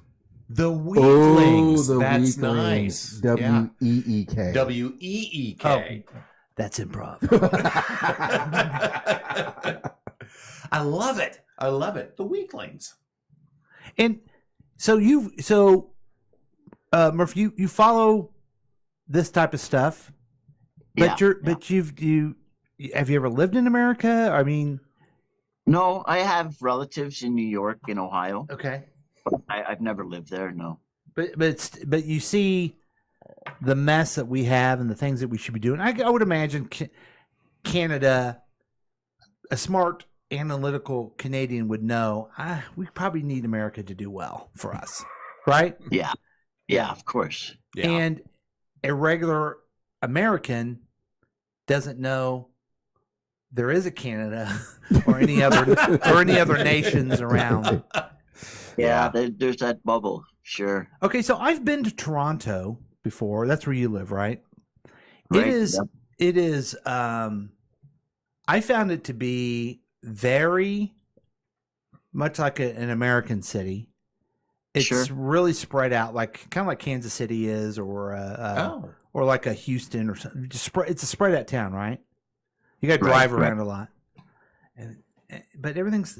Do you take this Queens Highway to this Queens Interstate to this Queens? I'm lost. What is it, like Peachtree in Georgia? Like every street is. They love the Queen. Yes. Did things change with when the Queen passed? Is everything the King now? No. We're not following that side of so much. I think since 1972, I think we stopped really following. We still followed their changing of the guard or whatever you want to call it. I mean, I couldn't say because I really don't follow the so much, being Irish, and I mean, Canada, I think in 1972 stopped. We still have their laws, basically. Yeah, and names of places and the names. Yeah. So let me ask this: the wife and I, my wife to be specific, have been talking about doing a little trip to Toronto. So if we take 4 or 5 days, what should we do in Toronto? Wow, I'd say a lot of comedy clubs. Hit a lot of comedy clubs. Okay, yeah. Nice. Yeah, maybe you could perform some improv up there, Chris. That's Definitely. improv. Yeah, SCTV up here in Toronto is partnered with in Chicago. There's a lot of improv up here. Well, SCTV was those guys were the second city in Toronto. Yeah, I believe. Yeah, but you guys probably, you guys probably don't know that as much as I do with my improv experience. Well, you're more of a pro with the improv. That's a very good point. I'm glad you brought that I can definitely bring, taking the comedy stuff. And you guys have a Sky Needle thing, right? Have the CN Tower. Yeah, the largest freestanding structure in the world. So is that worth the trip? I'm assuming you got to see that. It is, yeah, definitely, yeah. Whoops. Oh, apparently we're done. Well, I guess the interview's over. Okay, No, great. no, sorry about that. I'm having trouble with. I'm trying to find a thing. But so okay, tell us about Montreal because I understand. Because I've been to Toronto. And then people are like, no, you need to go to Montreal. You feel like you're in a different. You feel like you're in Europe. Is I mean, being francophone, I don't speak French, but Montreal, a lot of things are different. They're not so hung up on a lot of things like smoking or drinking and driving. I mean, they're really? They're just really cool. But Quebec is a great place to visit if you like history. You know, I've been to Montreal. Montreal's not bad. It's crazy driving down there. I will say Vancouver, Canada, is one of my favorite cities I've ever been to. It is just absolutely gorgeous there. Yeah. I've never been myself, but you should definitely make a trip. Yeah. And then take the ferry over to Victoria Island and man. Yeah, gorgeous. Now I want to move to Canada. I know it sounds nice, and if we could, I'm worried about Boogie right now. He's thinking of drinking and driving. He's still hung up on Quebec. I glazed over for a second. Yeah. Okay. Thank you so much, Murph. No, thank you for the support. Thanks for sharing us and everywhere. What? I guess we'll stop with the one last question. Give us some consultation here. How do we kick this up a notch? I've tried to change the studio. These guys don't like it. We love it. The lights are a little messed up. I mean, should I say fuck more? I mean, having people call in and giving letting people hear their voice or giving their voice on your station. Okay, that is good feedback. Yeah. What other? We do that. The soundboard guy, however, doesn't get to it for 2 weeks after the person is called in. Oh, do you think we should do asynchronous type thing? Yeah. So we do. Yeah, good point. So we already do that. Do you think we should do it in more timely manner? Maybe we could try it. Live will be good. Right. Slow down a little bit. So, as a progressive of a person who is kind of an expert at some of these different shows, what other programs would you recommend for? Good question. I mean, that maybe aren't as good as us, but Midas Touch. Okay, I follow them Midas on the TikTok. Is a great follow. Dave Packman, do you listen to him too? Who? David Packman. David Packman. Yeah, I'm not so much listening to him now. More House Sparks, Midas Touch. House Sparks, that's right. Legal AF from Midas Touch. And there's no bullshit with these guys, you know? I do love House Sparks. I need to listen to him more. Yeah. Yeah. How about Brian Shapiro? Do you listen to him? I know I've caught Amy in there before too. He's awesome. Yeah, Brian's good. Yeah. Yeah. Okay. So what I just did there is put our names in with these other people like me. So it wasn't a honest shout out to these other guys. It was just you trying to elevate the show. I just try to think of some of our peers. Peers. Oh, that's good. Peers. All right. Well, thank you so much. Thank you for listening to Murph. the show and being part of the Weaklings, Murph. Really appreciate you, man. Thank you. And we need to just do a listener segment like this. Yeah. If you are a listener and you want to be on the program and be interviewed, and you think you can follow this, you I'd like can to see it. Yeah, Murph was amazing. All right, thank you, Murph.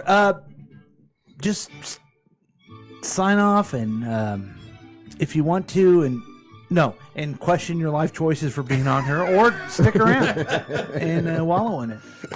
Hey, you know what we haven't done in a long time? What's that? We haven't done our news about what's going on in pop culture. He did sign off.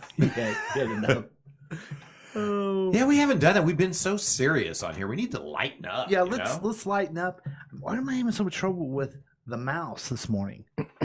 Why do you think that is? I don't know. Hey, before we move on, can I do something? I would be remiss if I just didn't talk about Nancy's Muffins. Oh, yeah. Good call. Yeah. Man, Paul kind of mentioned it right before break, but the great Nancy Lavoda made us all, how do you say it, Paul? Breakfast. Yeah. Yeah. And my God, these were just the most amazing breakfast sandwiches I've ever had in my life. I'm glad you liked them. You've had a religious experience with this I have. sandwich. Yeah. Well, I think we talked, I don't know if it was on the show or just us amongst ourselves. We talked about, like, what is your favorite sandwich of all? If you could only have one, what would it be? I remember that. Mine was the breakfast. The Egg McMuffin. Yes, Particularly. yeah. This kicked the Egg McMuffin's ass. It did, yeah. So thank you, Nancy. Delicious. Yeah, and she put mayonnaise on mine. So. And so white. She doesn't know. She doesn't understand because she's not even a Murphy. She doesn't even listen as much as that. She's not a weakling. But we're gonna do something for this. Whoa. Oh, that was a deep That's a tip deep of the tip of the hat. hat. Yeah, you gave her the deep tip. I sure did. Wow. Back to you, Chris. All right, thanks, Paul. The Beatles' Fab Four members each have a separate biopic in the works. A day in the life of all four members of the Beatles is coming to the big screen. Oscar-winning director Sam Mendes is set to direct 4 separate feature-length biopics chronicling the story of the Beatles through the eyes of each of its members. Paul McCartney, Ringo Starr, John Lennon, George Harrison, and Clarence. According to a news release on Tuesday from Sony Pictures Entertainment, the films will be told from each band member's point of view and collectively intersect to tell the astonishing story of the greatest band in history. The films will each have their own theatrical release in 2027, the exact dates of which will be announced closer to their debut. According to the release, the American Beauty director is being granted full access to the Beatles' life stories and music. Won't that be interesting? It's going to be fascinating. I'm going to be fascinated to see where they go with the Yoko thing. If I didn't realize it was 4 individual feature lengths. I thought it was like one feature length kind of cut up into 4 segments. Yeah. Wow, that's even more interesting. That's like when all 4 members of KISS each put out their own single album. It's very much like that. Well, almost as good. Yeah. You know, the Yoko thing is interesting because here's I don't know if you guys know this, but I got the Beatles book and the Beatles stuff behind me. That's a book I got for my birthday in advance. It's all the clippings of the Beatles. Oh. My wife gave that to me. That's nice. Nice. So here's the Toenail thing. clippings? No, newspaper clippings. Okay. So here's the thing: Paul McCartney, who is a hero of mine, right, is so full of shit. Yeah. So you watch Get Back, and you see type of problems they had with Yoko showing up, and it really goes back to that Yoko and John were just doing heroin all the time, and it was hard to deal with them. Okay, They were doing heroin. Oh wow, that's got to be hard to do music. I would think. But if you ever talk to Paul McCartney now, oh no, we all liked her being there. It was all great. And here, wait, I'm sorry, you do that. Hello, no, we loved it being there. That's spot on. Spot on. Yeah, damn. So, so he's like every other old person who has completely misremembered all of the stuff in their past. Well, and it no, was all beautiful. And no, lovely. I don't think he misremembered. I think he's just a very positive, going forward person that also wants to maybe not show when he was a dick to her. Yeah. Okay, Okay. so with all that said, that's just an example. I mean, there's 4 movies. Yeah. There's 2 guys that are alive, right? Right. And John was a famous curmudgeon. Yes. George was kind of a curmudgeon too. Mm-hmm. Are there going to be 2 great guys and 2 dicks? Or yeah, because you would think the alive guys would be able to sway the narrative. That's more what I'm than saying. The dead guys. Not that Paul McCartney at all is very ambitious and tries to control things, which is why the band broke up. They just got tired of his shit. Mhm. You know, a guy named Paul who's always telling you what to do and trying to take over everything. That's weird. Yeah. Can't imagine. Yeah. Wouldn't it be cool someday if there's a past week, next week, 4 movies? Chris, Paul, Boogie, and AIT. Oh, here's the big question though. Yeah. Who's the Yoko? Yeah, who's the Yoko? Who's the Yoko of the group? Well, it's not. I think it's obvious. It's not Nancy because she gives us breakfast sandwiches. Right. Jane quit heroin. Yeah. So it's not her. But it could be her because they have to go to Country Hoedown when we're trying to do a show. Yeah. Oh, that's true. She pulled him away. Yeah, she did take me away to the getaway cabin. It could. It probably is Whitney because she called me a murderer and hurt my feelings. Okay. Mhm. But I think it's clear it is AITT's spouse, Marge. Or I don't know if they're spouses, but Yeah. that's his couple. And because, and sometimes featuring Brian, his is Jennifer, but AITT's is Marge. Is Marge. Yeah, And I totally think makes it's sense. I think it's Marge. I think it's Marge Wow. too. Yeah. Just breaking this show up. Damn you, Marge. Yeah. She's lovely. She makes good gravy, though. She I makes got to give her that. Amazing crispy gravy. Yes. Paul? Thanks. Back to me. Dolly Parton congratulated Beyonce on hitting #1 on Billboard Hot Country chart.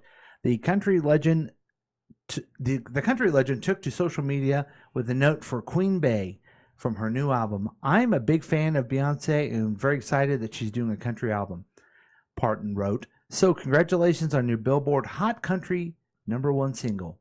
She ended the message by writing, can't wait to hear the full album. Beyonce's new song, Texas Hold'em, debuted at the top of the Hot Country charts last week. Mm-hmm. Oh, Boogie's got an opinion on this. I know, I'm I seeing can't the wait to- face here. Oh, my. I think I have more questions. Okay. Yeah. What makes a country song a country song? Is it the music? Is it the lyrics? Or is it the voice? And that's maybe it's a little rhetorical question because I don't know. Because my thing is, I don't like all the hate that she's getting Right. for breaking into the country song arena and being very successful at it. It's like, hey, if she's getting listens and is categorized as country and she's doing great, give her flowers. Mm-hmm. At the same time, Uh-oh. it sounds like a country song with Beyonce singing on top of it. And it just sounds like Beyonce. Oh, interesting. So I don't know. Now I do love country music, Mm-hmm. but I wouldn't say I'm an old school kind. I'm Yeah. Waylon. Willie. Yeah. Right. So I'm not a country music aficionado, especially today's young country. Mm-hmm. So I don't know what makes a country song today. Back in the day, for the country music that I like, God, I sound so old. I think I would. I don't know if I'd like it. I don't know if I'd like it. I don't know if I'd call it country music, but I don't know about today. I have. And by the way, just real quick, I'm sorry. Yeah, no. There are some young black country artists that sound like country music. Beyonce just sounds like Beyonce singing over a country track. When you say there's young black artists that sound like old country, or like what you're hearing now, A little more of the old country. Okay. They just have that true country twang. Yeah. Right? Okay. And I'm sorry, last thing I'll say. Here's the same thing. The flip side to that. There had been some like country artists who guest appeared on hip hop songs. Mm-hmm. And it's like, okay, is that a real hip hop song? Is it a country song now? It kind of seems that like that gray area. I don't know. So, go ahead, because I got the answer. I know the answer. So I don't have the answer. I do. But I have questions. My wife has taken me to many a country. I've never been a country music guy. Mm-hmm. These are all newer country folks. And I will say I have a hard time telling the difference between pop and country so much anymore. Yes. I feel like it's really bled and crossed over. So I don't know how you accurately define it, but I will say I love the song Texas Hold'em. I do think it's too. fun. I love the great song. Yeah. But that's an interesting question. Maybe Paul has an answer. I do. I was trying to get a little more even back up than the knowledge that I have. So back in the 30s, there was different charts of music. Mm-hmm. And they had the pop chart, and they had the country chart, and they had the race chart. Race music. Oh, race music. Wow. Interesting. And then they thought, well, that's almost racist. That's literally nearly racist. That's almost to the point. So let's hide that a little bit and call it rhythm and blues. Oh, Okay. And then people listen to Hank Williams Jr. and they listen to Muddy Waters, and they put it all together. And according to this movie I saw, Elvis invented rock and roll. In no way did he co-opt from anyone else. Right. Yeah. Yep. Well, he's a white guy, right? Right. Yeah. So he did it. I'm just joking. But that all happened, then rock and roll came about. Mm-hmm. And then you see rock and roll is the pop music, and then here comes hip hop, and people want to fight over, is hip hop different from rock and roll? It's all the bullshit categories, and the country specifically was, this is white people music. This is what this was, Mm-hmm. and that's their classification. I still believe to this day, whether they want to be honest with it or not, this is what white people listen to. Gotcha. Real Americans. Okay. So here comes Beyonce, who is a pop performer, just a performer, makes a song. It's a pop song. Just like Taylor Swift does pop songs now. Oh, she started in country. Well, that was her entry into, oh, I'm a big, beautiful white girl with blonde hair. That's probably where I should start. You know what I mean? I go to the audience that likes that. It's all bullshit stuff. And anyone who's mad that she's doing country, or anyone is glad she's doing country, it's just like it's a song, okay? Okay. It is interesting, And though. now it's just everyone's segmented, right? And that's how radio was, and then it wasn't, and now it's all segmented again. It should be so segmented now that it shouldn't really make a deal. There shouldn't be a story that says she has a country hit. Dolly Parton should call and say, "Hey, nice song." Period. So years ago, I don't know if you guys remember this, Elvis Costello put out a country album. Mm-hmm. I don't remember any hate right around that. So is it because Elvis Costello is not Beyonce? Like, he's just not known like that. Or is it because he's white? I think it's because he's white. And I also want to say this. I have been one of these people that say, "Oh, I worry about Joe Biden's because I don't really like the vice president that much." Mm-hmm. I think there's too much of that. I think it's because she's black. Mm-hmm. Not why I don't like. It's just, what has she done wrong? What is she? She's the vice president. Yeah. Roosevelt picked Truman because he was a dope and he could be the vice president and to get in the way. That's what you do as the vice president. She's great, and she probably would be a great president. So I'm going to stop any type of, because I think it just feeds in our culture. Oh, she's a woman and she's black. Yeah. Yep. So I'm worried that he's old and be gone. Well, why are you worried he's gonna be gone? What's the big deal? We got someone. Yeah. No, I don't know. I don't know if I don't know if I like her or not. Well, why not? Well, she hasn't really done a lot. Yeah. Really? Yeah. Why did you say that Obama was not from here? What's going on with you? Yeah. So, I love it that if whoever is Beyonce's publicist pushes it on the country chart and makes country radio do it, you know what I mean? Yeah. I'm glad to see it. I'm glad Luke Combs redid Tracy Chapman's Fast Car, and it was very successful. Very successful. Yeah. So maybe some inroads, man. So, I don't know. I think everything should be Random Song Friday. It should be a random song. It should be a thing. It's the best. We know that one of the members of Random Song Friday will do an old country song. Yeah. One guy will do something from the 80s. Yeah. And one guy will do a half-hour song. Jesus, what was that? I don't know. Yeah, man, somebody will do Fiona Apple. And someone was that you? Yeah. Yeah. Yeah. You blend into too cool for school like Velvy does too. Really? Yeah. How is Fiona Apple too cool for school? She hasn't been relevant for years. I like her. We do a thing, Random Song Friday. We share our random songs. I did some really poppy Motley Crue song. And then here comes our friend Velvy's, but he has to be too cool for school or something. It's like, I know. Paul's an idiot. Because I like pop. So, did I clarify that all for you? Yeah, you did. Thanks. Okay. Thank you. All Back right. to you, Chris. All right. Thanks, Paul.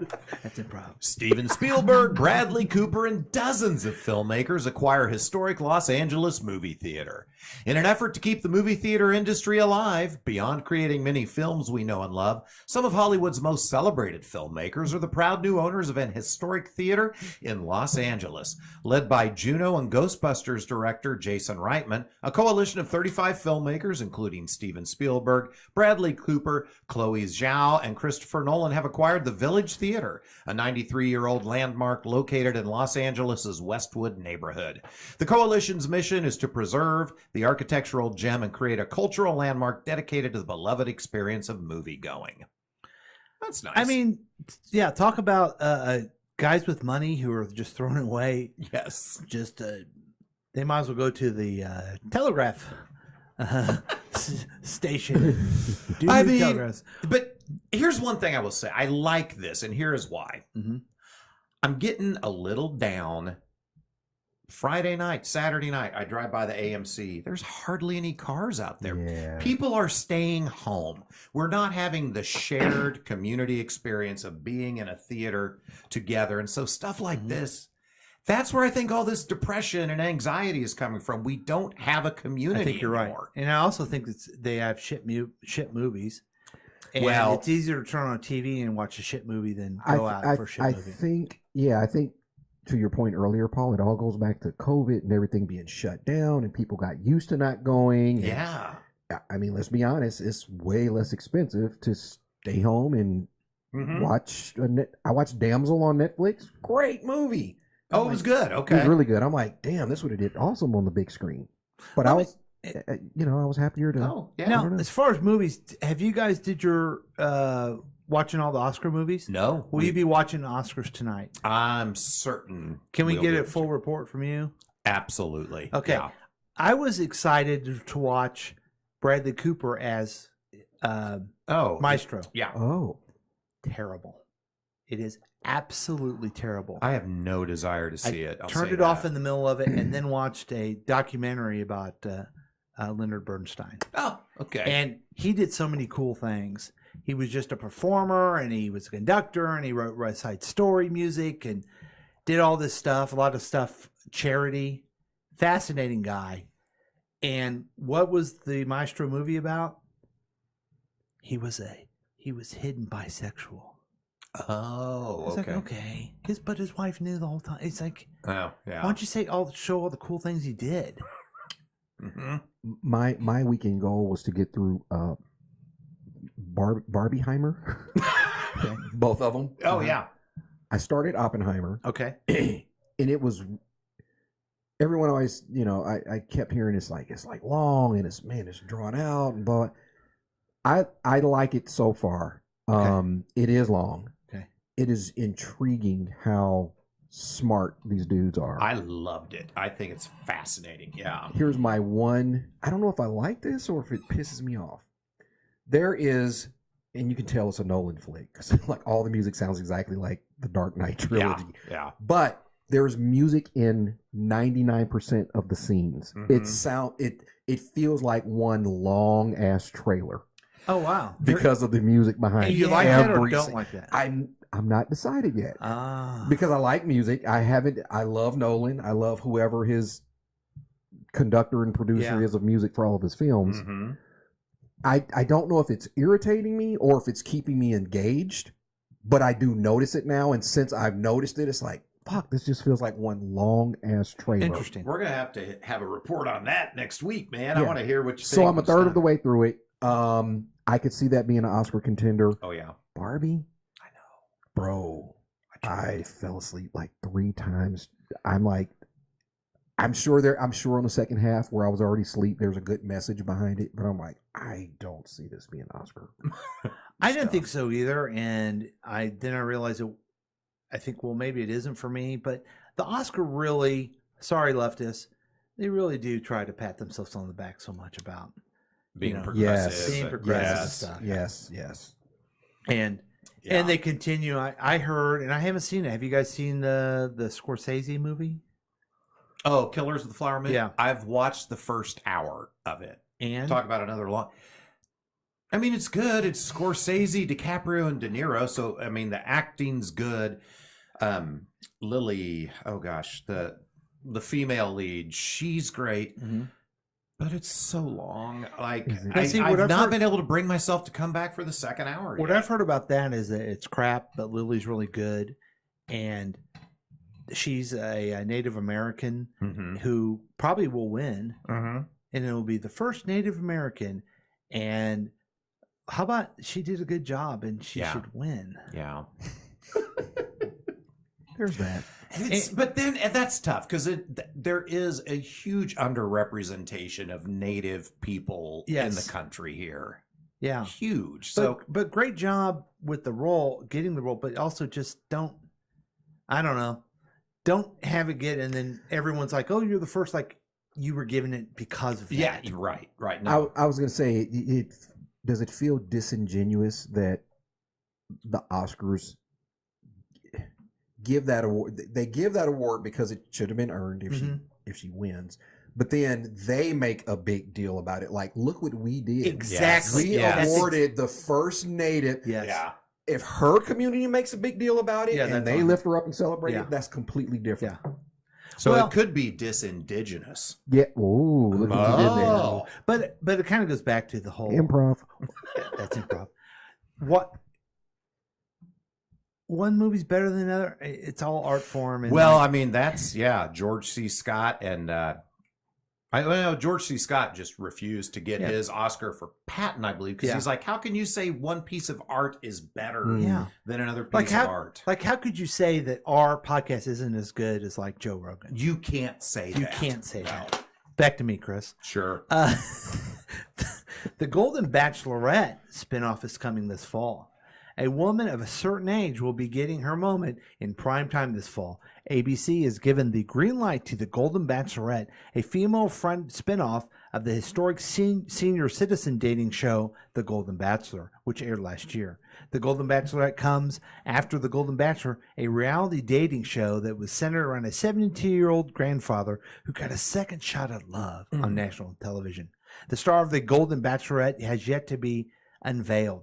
According to ABC press release, additional details surrounding the series and the cast will come at a later date. Sorry, that was a teaser. You guys were excited to hear more about that. Yeah. The Bachelor is a show that is so stupid. I hate it. And I watch every single second of it, yelling at the television and telling my wife it's dumb, we're watching it. I just refuse to sit with my wife and watch it. I cannot take it. I get too mad when I'm yelling at the TV. Yeah. It is the most scripted and fake thing on television. I had to have a talk with my kids. Well, Molly didn't really want, but with Abby, and say, hey, this is entertainment. This is not love. This is not how love. Please do not believe in. I think it's awful. I think it ruins people's expectations for relationships. Wow. I think it's an abomination. There. I think you're right. And if you were to ask my daughters to this day about any life choices that they know I would be really disappointed in, they will tell you, oh, if I ever was on The Bachelorette, my dad would go crazy. Yeah. Some cheese dick who's dating 5 girls comes, and I want to have her man end in marriage. Let's get the fuck out of here. I'd be terrible on that show as the dad. It'd be fun. I'd watch it. It'd be dad. Yeah. It'd be must-see TV. I'd talk to him off the air, and they'd try to turn on. I'd say something fake, and then turn it off and fuck with them and stuff. It'd be a lot of fun. I'd love it. Yeah. Oh, that's good stuff. So, all right, we're back to up to date there. We solved the country charts. We solved the Oscar. We solved Canada after talking to you. We solved Canada. And- Canada's fixed, everybody. Thanks, Murph. But the problem is that was last week. Yeah. No one cares. Not Not even the texter who is, I guess. Yeah. What's happened to him, you think? Probably dead. Probably got jumped. Yeah. Nobody likes him. Yeah.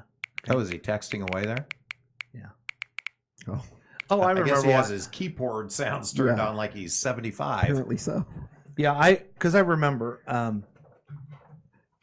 This is a little improv skit I was going to do with the sound effect. Okay. People are wondering. Well, Chris isn't here. Why didn't we have a show? Oh, last you're right. week? Okay. And this is what happened. I got a text. The text was texting me. I love how this phone never works. Are we doing the show when Chris isn't here? Hello? Are we doing the show? This is what the text was asking me. Are we?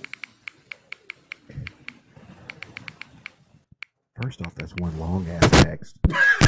Secondly, I love how this phone never works. It works. The problem is when it doesn't work, I can throw it away, but I'm not giving up. No. Oh, hey.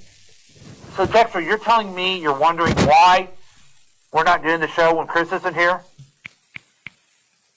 I'll have you know, we don't do the show when Chris isn't here. Chris puts the asses in the seats.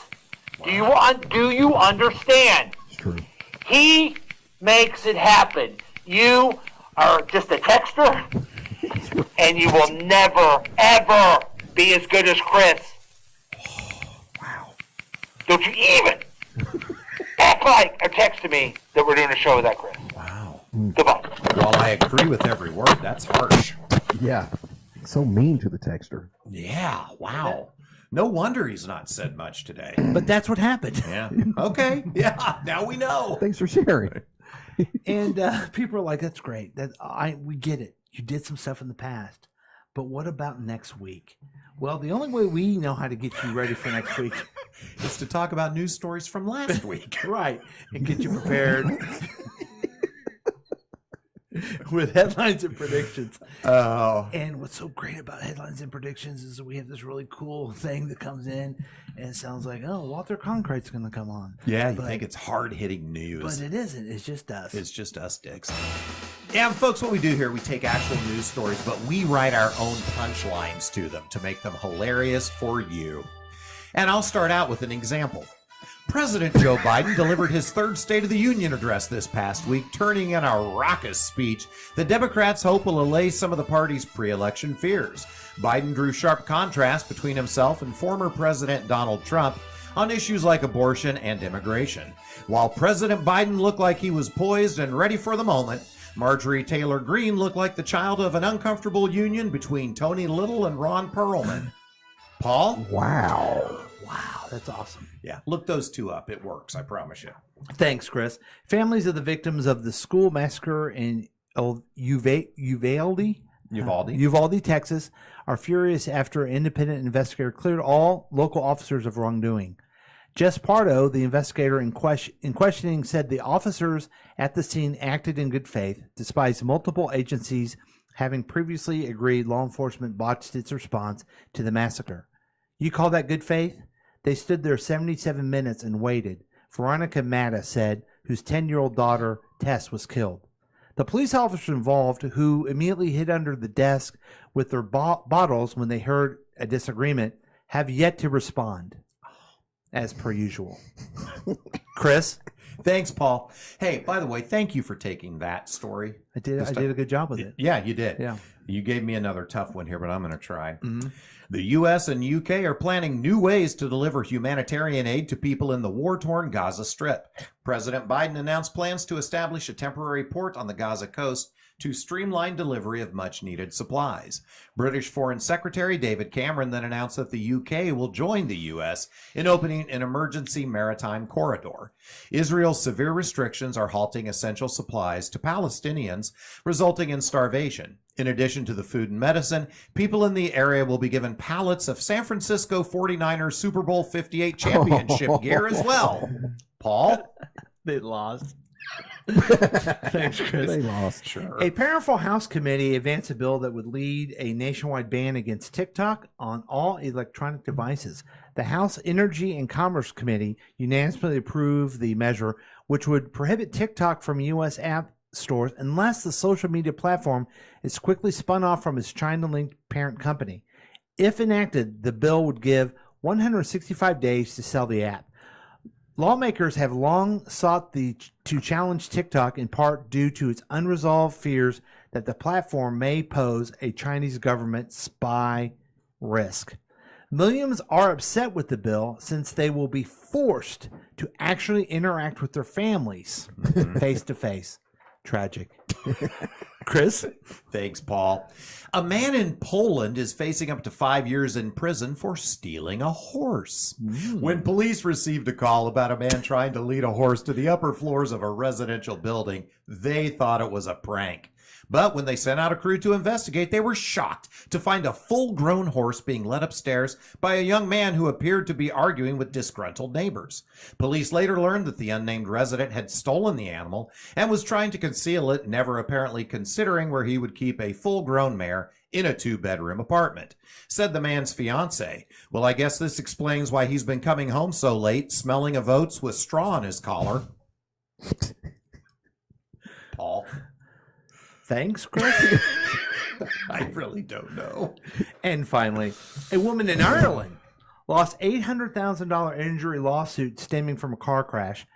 Camilla Garsby sued an insurance company after a 2017 crash where she claimed caused her debilitating back pain that prevented her from holding a job. But reports surfaced of her competing in a Christmas tree throwing event after the accident supposedly left her in disability pain.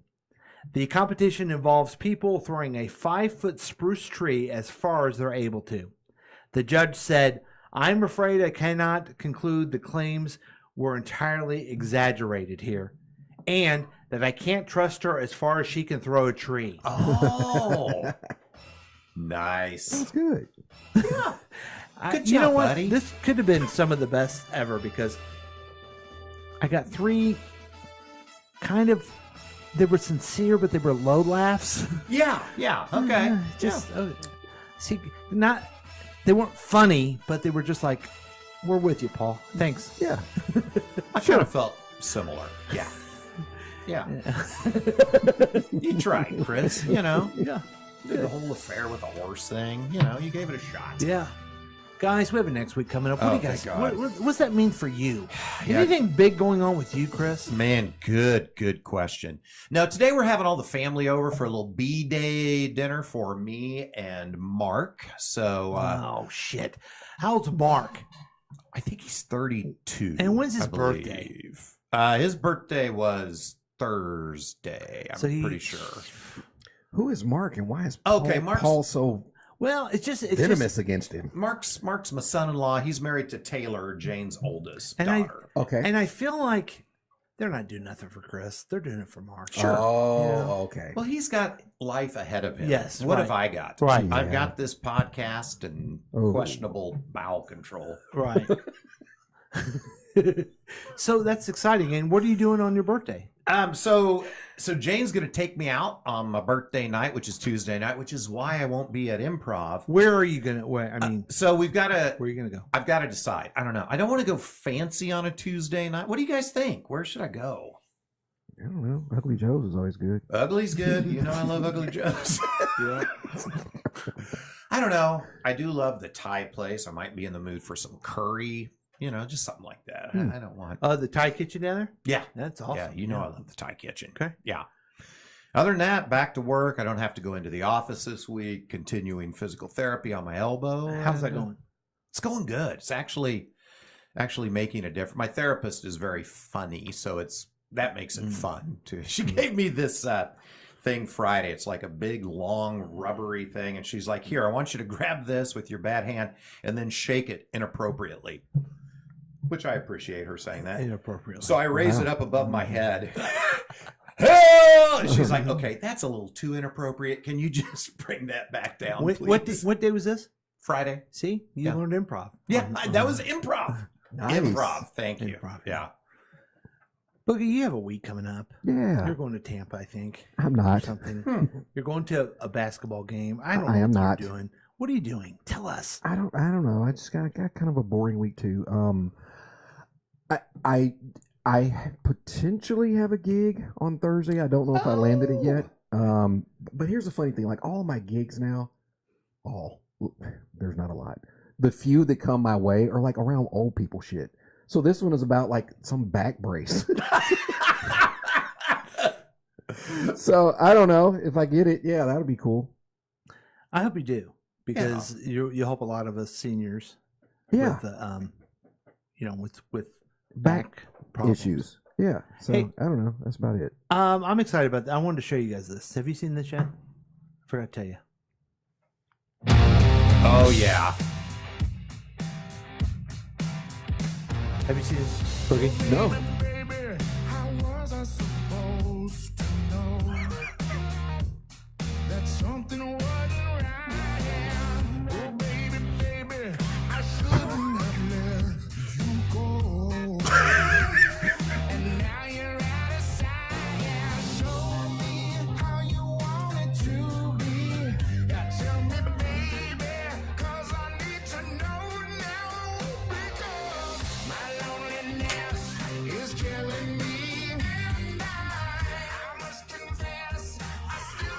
I love this.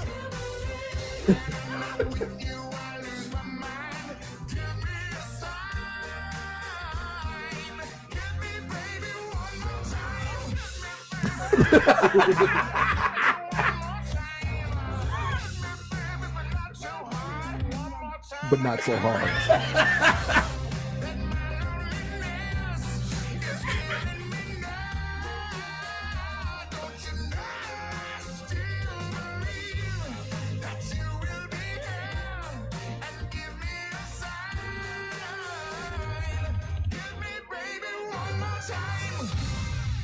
Okay, you guys got to see a part of it. It's from Kung Fu Panda 4. It is a remake of the Britney Spears song by Tenacious D, who of course is Jack Black and Kyle Bass. Kyle Bass. Yeah. And it's in the movie, okay? Mm-hmm. It sounds fucking great, doesn't it? It actually does. It's so awesome. Because that is an amazing song. You go back and listen to Britney. It's fucking great. It's a great, and Jack Black can really sing. Yes. You know, the guy's got a voice. And what we just watched was the official video of it. They clearly did it at the premiere, just him fucking around. Yes. It's the best video ever. And that's so awesome. And what is really cool about Jack Black is, I mean, they say that this Panda movie, I don't know, do your kids ever watch it or anything? I never seen him. We watched the first two. But it's a fourth movie, and he's become looking like a panda. which is really cool. Yeah, it's. Oh God, I like love how it. Kyle is wearing a cummerbund with a T-shirt. Yeah, and then like genie pants or hammer time, maybe I don't know. And he just let his bozo grow out, and he just doesn't care. Dude, you were just saying you needed a haircut. I'm watching him, and I'm thinking maybe I just let it go. I mean, dude, look how cool they look, though. I know they look badass. I kind of want to look like Kyle Bass. I think I can. All old and just fat and all panned up. Don't give and a stuff, shit anymore. and then rocking it. So okay, Could so probably use a back brace, you know. So I have a big week coming up. I have a buddy who's turning. He's going to be old this week. Yeah. He has a birthday. 56, baby, 56. And that's about it. I mean, yeah. Can I say this too, real quick? Yeah. 56 was how old my dad was when he died. So this Ooh. birthday feels just different, just interesting. Interesting. Okay. Yeah. Yeah. Okay. So if I make it through this entire year, then I will be older than my dad ever was, which is just weird to me. Wow. Yeah. Wow. Well, that's it. We do have another feature. We've tried to figure this out. We were going to try to give you guys some inspirational stuff, but we found someone better to give us some